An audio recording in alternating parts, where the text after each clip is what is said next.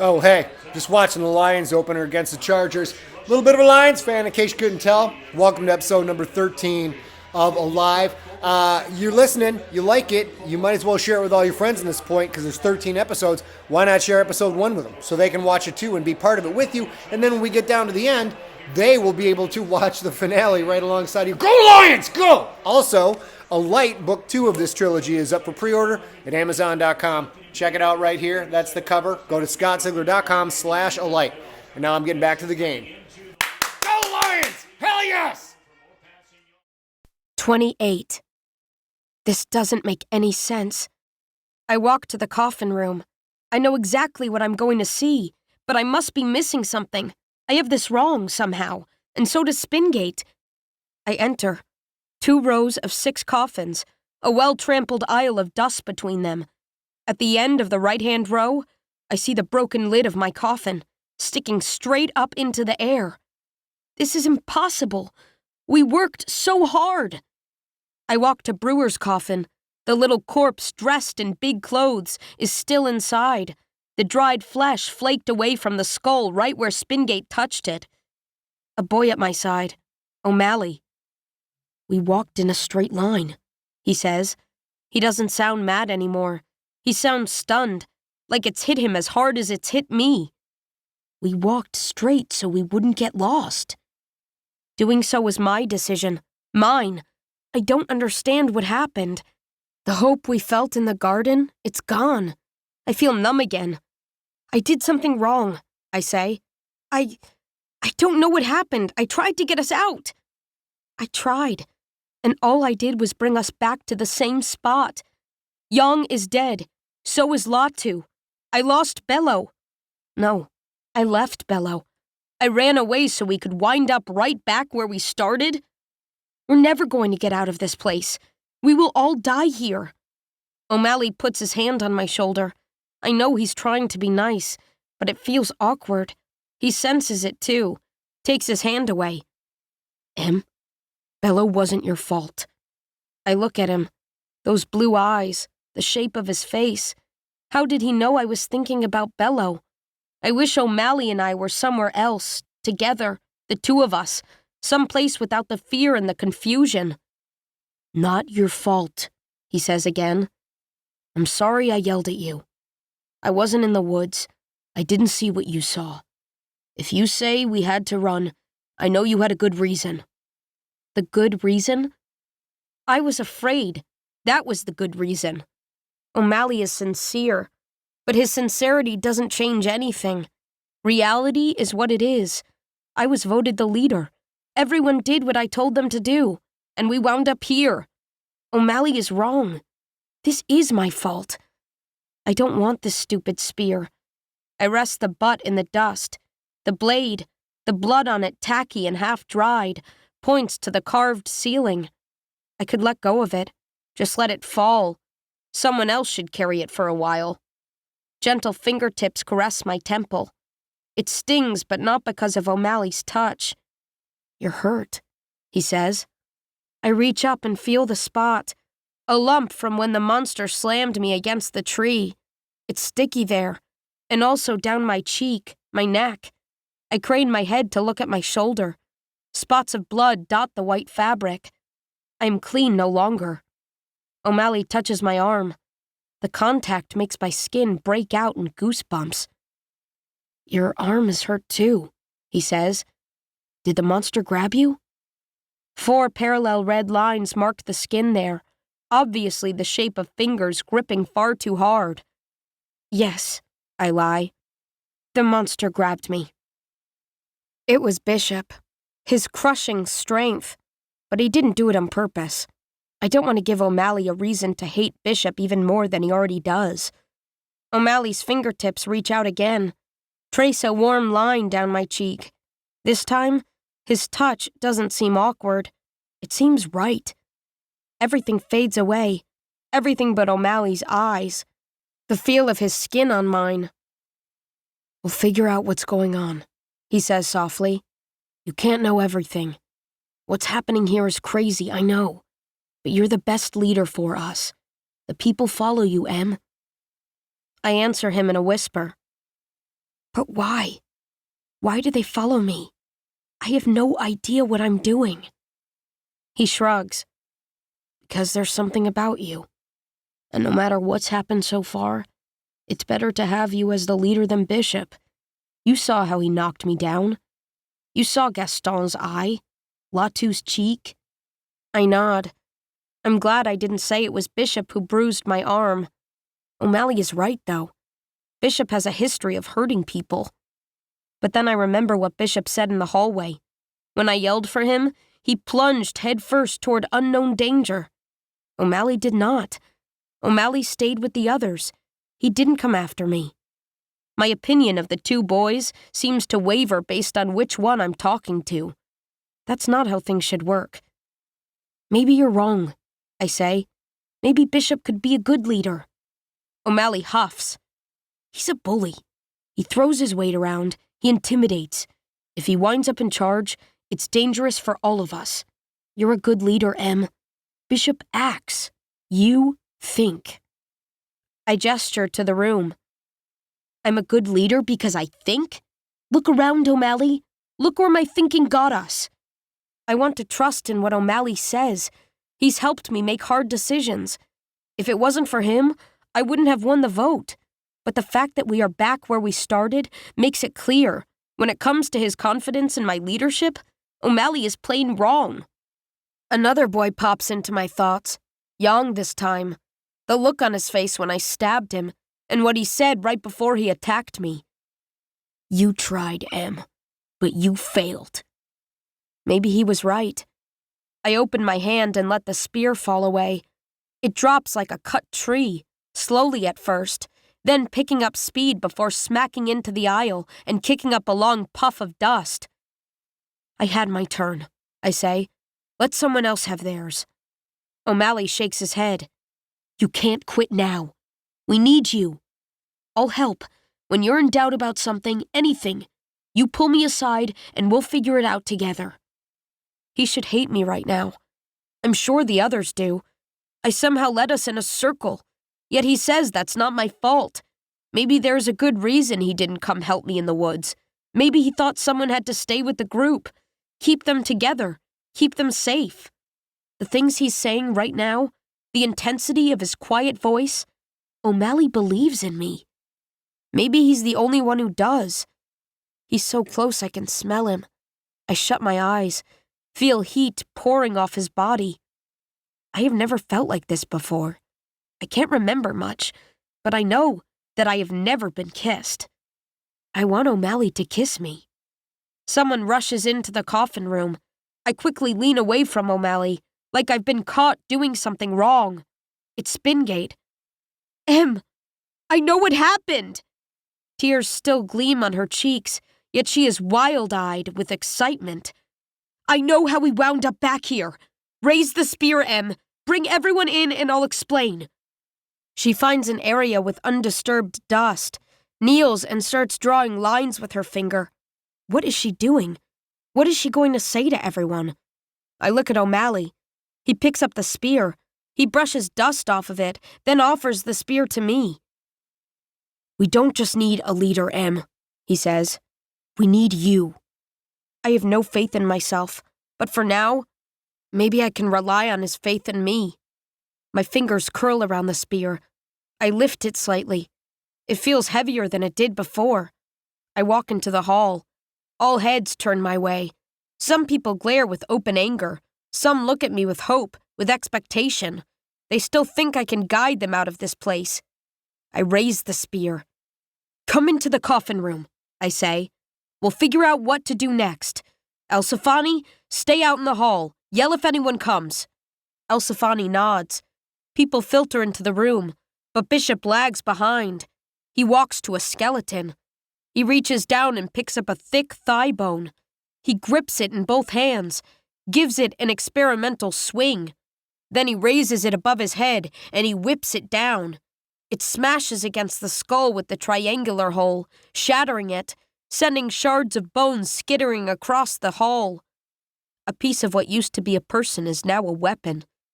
Bishop shows the thigh bone to Elsefani, gives a single firm nod. The twins nod in return. They grab thigh bones of their own. Without a word, they take up positions on either side of our coffin room door. Bishop is different. Killing the monster affected him. He looks so solemn, so serious. That little boy's smile is nowhere to be seen. And on his face, for the first time, I see a faint hint of stubble. Bishop isn't a kid anymore. I enter the coffin room. 29. Spingate draws pictures in the dust. She uses her fingertip to make a line or a curve, then stops to think. When she does, she touches her face, leaving smudges and broken lines on her skin. We all stand and watch. No one knows what to say about the magic that brought us back to where we started. We went straight. We didn't turn left. We didn't turn right. There were no bends in either direction, not even subtle ones, or we would have seen them when we looked far down the hallway. Even when we were walking in the dark, it was still straight. Minutes pass. There are 20 people in this room, sitting in the floor, leaning on coffins. Everyone waits. Spingate stares into space. She doesn't seem to realize that we're there. Bishop leans toward her, over her, but he's not looking at the drawings.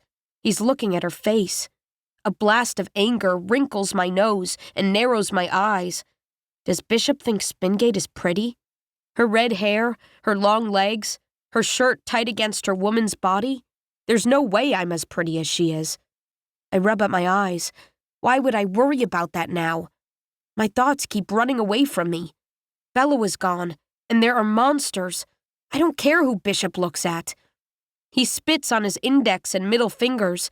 He kneels, dips them into the dust. He drags his fingertips first down one side of his face, then the other. Bishop stands. He has 2 lines of wet, dark gray dust running down each cheek. His eyes are cold and hard. He walks to the archway, bone clutched in his hand like a club. He leans out and quietly says something to Elsifani. I know Bishop saved me from the monsters, but right now, he's making me nervous. The look on his face, the sharpness of his movements, he is scary. Spingate draws another line. She had me call everyone in here because she said she knew how we wound up at the same pile of bones. Her silence makes the room heavy and awkward. A few heads turn my way, then a few more. People are waiting for me to speak. But it is Aramovsky who finally breaks the silence. Tell us what happened, Em, he says. Tell us what happened to Bello. Tell us about the monsters. Now everyone is looking at me. Everyone except Spingate, who seems to have forgotten that any of us exist. I take a breath. I didn't tell them before because I didn't want them to panic. They did what I asked them to do. Now these people, my people, deserve to know what happened. I start talking. I tell as much of it as I can recall. The whole thing was a blur of movement and noise, of shapes and emotions. I tell them how Bello and I walked into the woods. I tell them why we went, no longer caring that I'm supposed to be embarrassed at how my body works. I tell them how she was taken, dragged through the underbrush. I tell them how I went after her. Then I describe the monsters. 2 of them, one tall, one about my height, wrinkled and black, not dark brown, not white or tan or pink or any of the skin colors in this room, but black like my hair, as black as rot. Spindly arms and legs, hands like skinny spiders, red things that might be eyes, hissing voices, voices that made my nerves shudder. But I don't tell everyone how the woman's voice sounded strangely familiar. That part I keep to myself. I'm not sure why. I tell them about the bracelet that might have been a weapon, and when I do, my stomach flops. Damn it. Whatever that thing was, we should have taken it off the corpse. Now it's too late. As I tell the people what I saw, I see their fear swell. Our bodies are grown, but our hearts and minds are still those of 12-year-old kids. I'm telling them that not only is the boogeyman real, he took one of our own. But those boogeymen can die. I tell them how Bishop killed one. Brave Bishop drove the spear into a monster's heart. The intensity of my words hides neither my admiration for Bishop nor my hatred for the creatures. Gaston raises a hand. He has a question. I almost laugh. I'm standing here lecturing, while wide-eyed children wearing adult masks listen to me like I am their teacher. I nod to him. "You said the monsters talked," he says. "Tell us what they said." I try to remember. So much happened all at once. I was furious and terrified. The little one said, "Take her." I remember that part. But the rest? I'm sorry, I'm not sure. Gaston scratches at his ear, thinking. "I don't doubt what you tell us," he says. "I don't know that they were monsters, but whatever they are, they're down here with us. If we can learn something about them, it could be important. So try to remember. Did they say anything else? Anything at all?" He wants me to remember more, but I don't want to remember any of it. It was such a blur. That cold hand on my wrist, pulling me. They got Bello. They almost got me. My body starts to shiver. I don't want to think about that anymore. I don't. And yet, I do recall something else. The one Bishop killed. After Bishop stabbed it, it said, "I gave up everything." A murmur rolls through the crowd. Gaston waits for me to say more. When I don't, he holds up his hands, annoyed. "That's it? What does that mean, Em?" I shake my head. How would I know what that thing meant? Wait, the tall one said something else. What was it? My shivering stops. My breathing stops. Maybe my heart stops. I know what it said. "You always were a bitch, Savage." It knew my name. If it thought I was a bitch, it knew more than just my name. It knew me. That monster knew the person I was before the coffin stripped away my memories, before it erased my life. And now that monster is dead. But there are more of them. The little one, at least, and I didn't see how many actually took Bello. The monsters might know who I am. If I can find them, I can make them tell me. This is important information. I should share it, but I stay silent, like I did about the familiarity of the little monster's voice.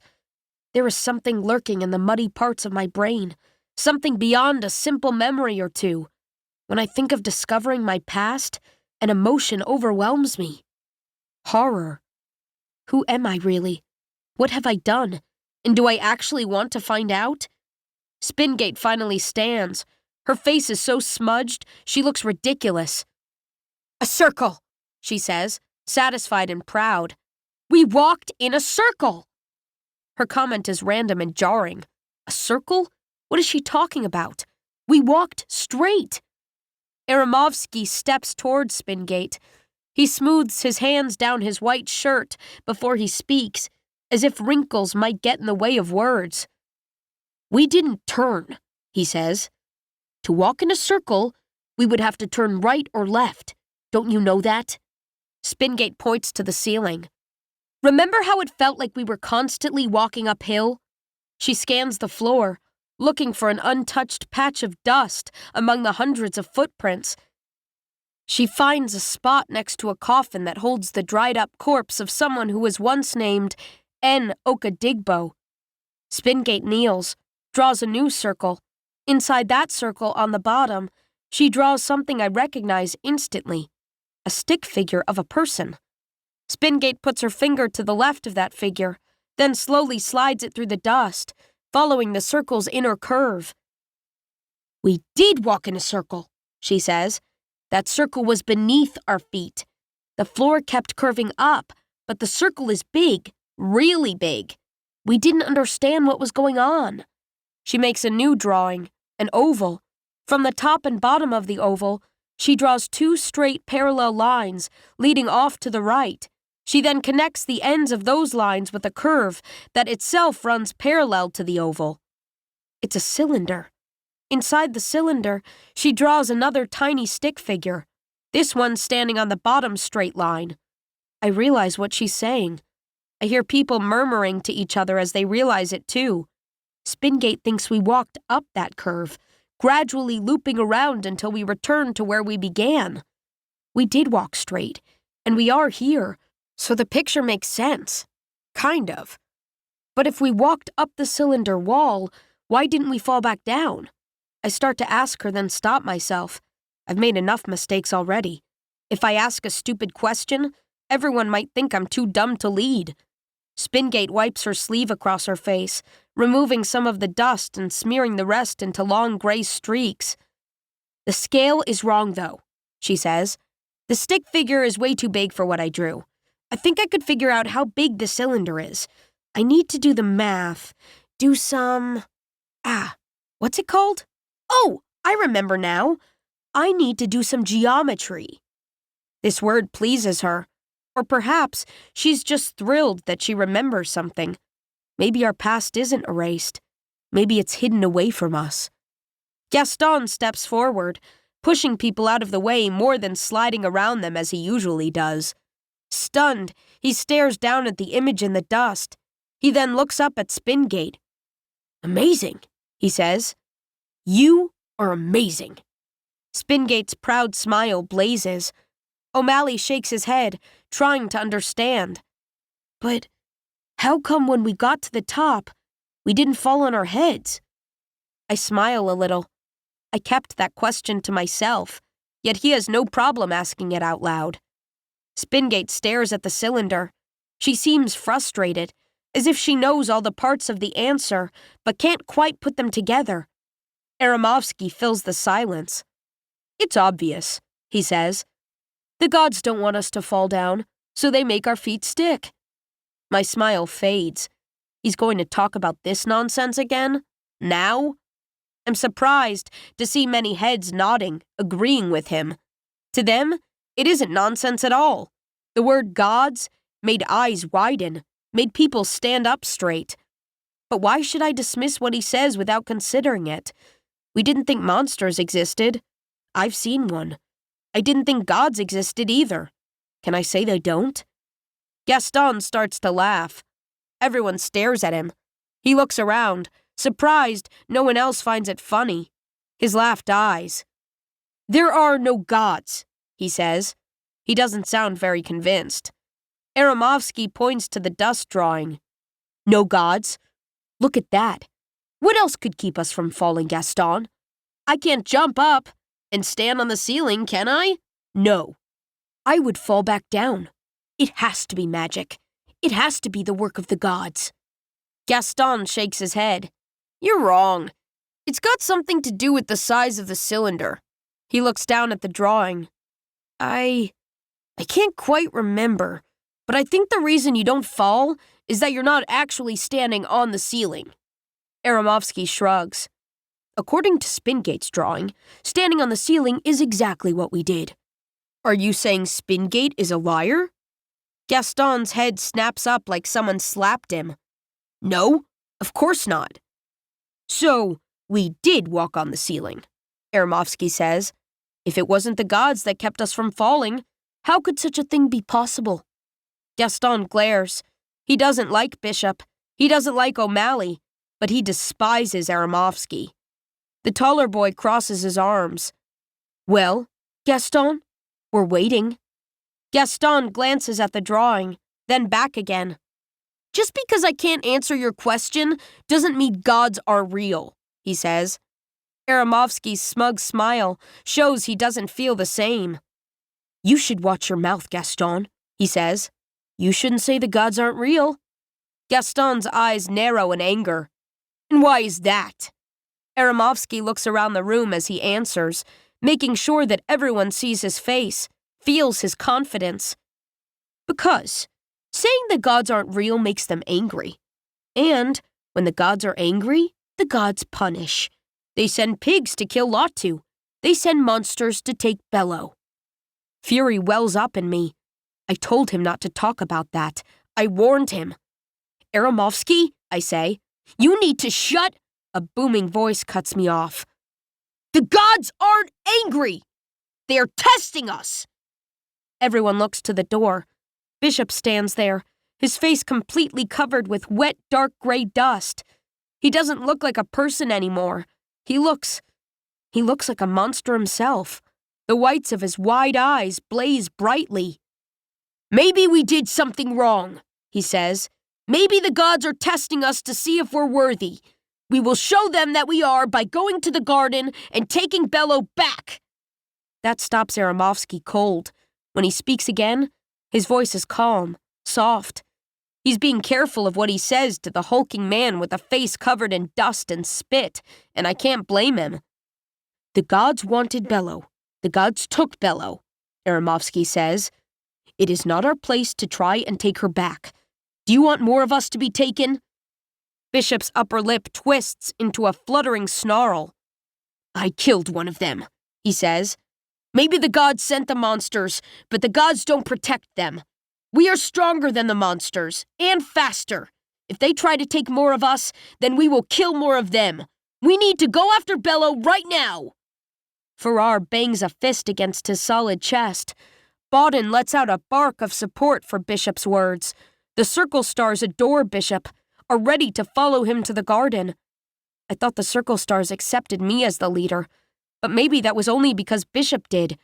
If he goes to the garden without my say-so, will they still follow me, or will they follow him? O'Malley stands up on a closed coffin. He holds the knife at his side. Strength and speed don't matter, he says, loud enough to be heard over the Circle Stars' grunts of excitement. Bishop sneers. What do you know, coward? You haven't even seen one. The insult hits home. O'Malley's jaws clench tight. He points the knife at Bishop. You think I'm a coward? Come and find out if you're right. Bishop doesn't hesitate. He raises his thigh bone and strides toward O'Malley. I slam the spear shaft against a coffin lid.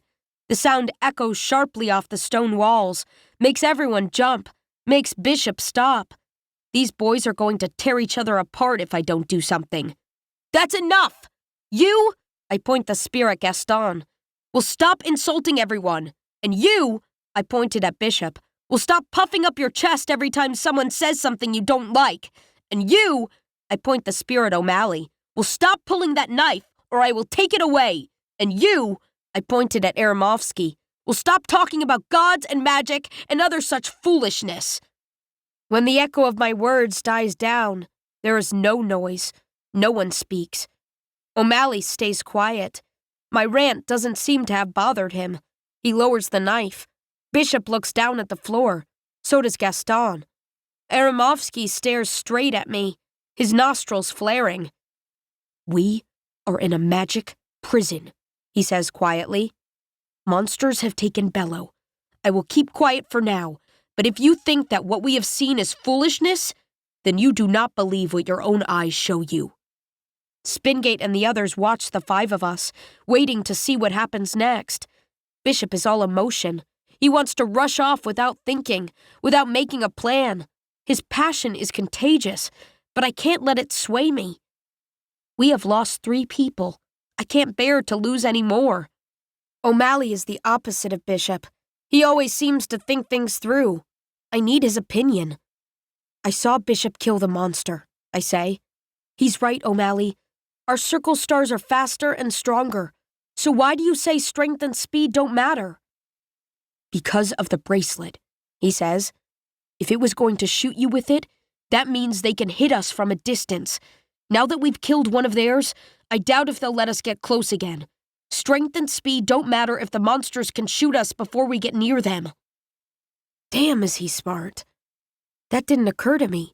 We don't know what the bracelets do, but we have to assume whatever they shoot can hurt us, maybe kill us. O'Malley is right. Bishop doesn't give up. Then we stay quiet and hidden, he says. We slip into the garden, sneak into the woods, and we find Bello. He's desperate to go after her. He's ashamed he left her behind. So am I, but I can see it's worse for him. It's tearing him apart. I want to save her too, or at least find out if she's dead. But if those bracelets really are weapons, Wait a second. Gaston's story about the haunted room, with the 3 unbroken pillars. Bishop, the spear, I say. You found it stuck in a body. Gaston said that body had something on its arm. Gaston, what did you call it? A shackle, Gaston says. His eyebrows rise. He looks at Bishop. The monster's bracelet. Was it the same thing we saw in that body? Bishop thinks, then nods. Yes, I should have thought of that, but when I saw that thing attacking M, I should have thought of that. My thoughts race, But this time it isn't about boys or who wants to lead. It isn't about who is the prettiest. It's about staying alive. We walked in a circle. It doesn't matter if that was because of magic or gods or by some means Spingate can't quite explain. What matters is we wound up back where we started. As far as we know, there is no way out. We could be here for a long time. If we are to survive, we need food and water. And there's one place we know that has those things. The garden, where the monsters are. Monsters who might have weapons that we don't. We're going to the haunted room, I say. We need to find that bracelet. I'll go. Bishop, you come with me, and we'll bring— No! The word is a roar. His gray face clouds over. We go after Bello, and we go now! The room is silent. Bishop stares at me. I stare back at him. The bracelet in that room could be a weapon, I say. It's important. I see the pain and conflict in his eyes. I ordered us to run away, yes, but doing so was his idea before it was mine, and he knows it. He feels responsible. Bello is more important, he says. They could be killing her right now. We can't wait. We'll beat the monsters, Em. Lead us to the garden. To everyone else, I know he sounds strong and confident, but his face, his eyes, he is pleading with me. He wants to fight. If the monsters have weapons that we don't, we will lose. I'm suddenly so grateful O'Malley talked me out of quitting. We don't understand how we wound up back here, but that doesn't mean walking straight was the wrong choice. I did the right thing. I did the smart thing. I kept us together. O'Malley said it best. Bishop acts, I think. And as badly as Bishop wants to redeem himself, I can't let him. Not yet. This isn't only about Bello anymore, I say. It's about all of us. We need to survive. I'm going to the haunted room, Bishop, and you will take me there. We need to go with strength, but we also need to protect the people who will stay here. So, who goes with us and who guards this room? Our stare down continues. We are on the edge of coming apart, of the group splitting in two. That smile Bishop gave me back in the garden, I doubt I will ever see it again. Right now, he hates me. He can hate all he wants, as long as he does what I need him to do. Finally, the stare breaks. Bishop looks around the room. Elsafani comes with Em and me, he says, and Visca and Bauden. The tension in the room eases slightly, but it's not gone. The others are glancing my way. They think we should go after Bello. They are angry we left her behind. I led those people in a circle, so I can't fault them for doubting my decisions. Bishop points his club in turn at two circle stars. Farrar, Coyotl, you guard this room. To my surprise, he then points at two more people. Okereke, Smith, you help Farrar and Coyotl. Okereke and Smith are surprised to be chosen for this duty, honored to be recognized by the biggest of us all. They aren't circle stars, but I understand Bishop's choice. Okereke is strong and has an air about him that makes him lean toward danger rather than shy away from it.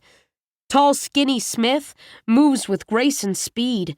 She never stumbles or falters. Maybe she's a fighter as well as a healer.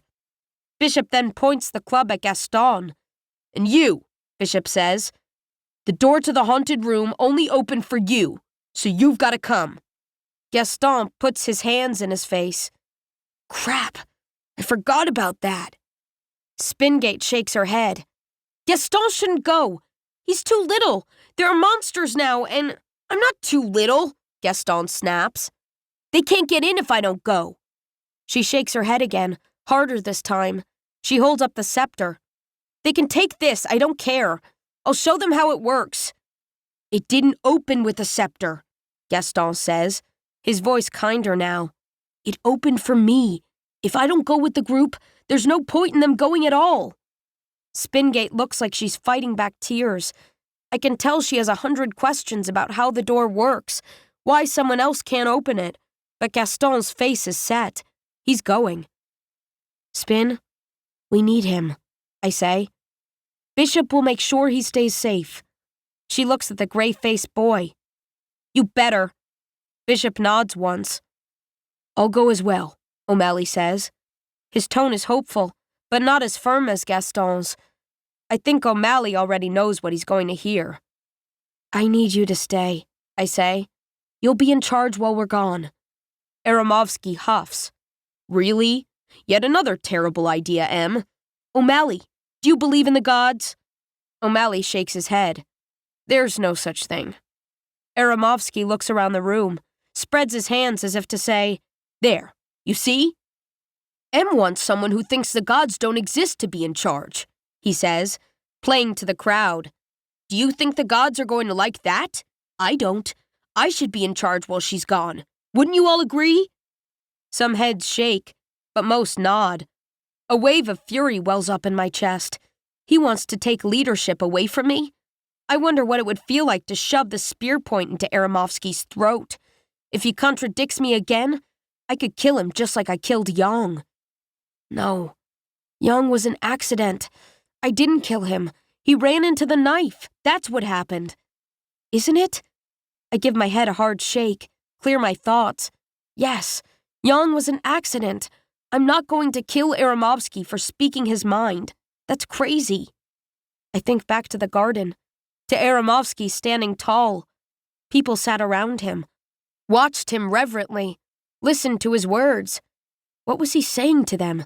And more importantly, what will he say while I'm gone? Bishop is in danger of splitting the group, but I don't think he means it or even knows he's doing it. Aramovsky, on the other hand, knows exactly what he's doing. So it's best not to let him do it. You can't be in charge here, Aramovsky, because you're coming with me.